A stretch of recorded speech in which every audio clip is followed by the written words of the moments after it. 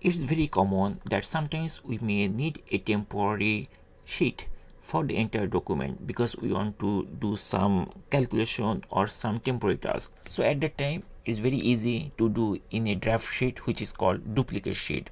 So in this video I am going to show you how you can duplicate a sheet for temporary uses only. So let's see how we can do this thing. This is one of the numbers document. This is a sample document.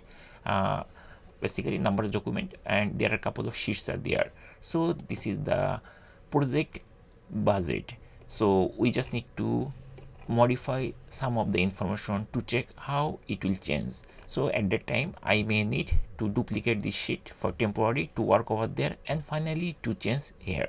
So to do the duplication, the very easy way is just select the sheet which we want to duplicate, right click on top of that, and it will bring this type of menu. From here we have to choose duplicate, and once you click here, the duplicate sheet will be immediately appeared next to the sheet, and here I see this is the duplicate sheet. Now we can rename it so that later I can easily remember this is a duplication I need to remove, or we can keep it, but this is not the primary sheet. So to rename it, we just need to double click and we can like type duplicate so that it will be easily understandable. And once we type, just hit return key, the sheet will be renamed.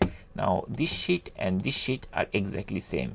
Now whatever I need to modify I can do, but here it will not be reflected.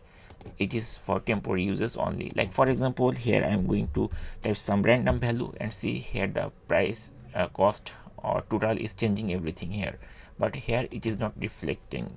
So if we are satisfied with these changes, then finally we can make changes over here. And that's it. In this way we can easily create a duplicate sheet inside Apple numbers.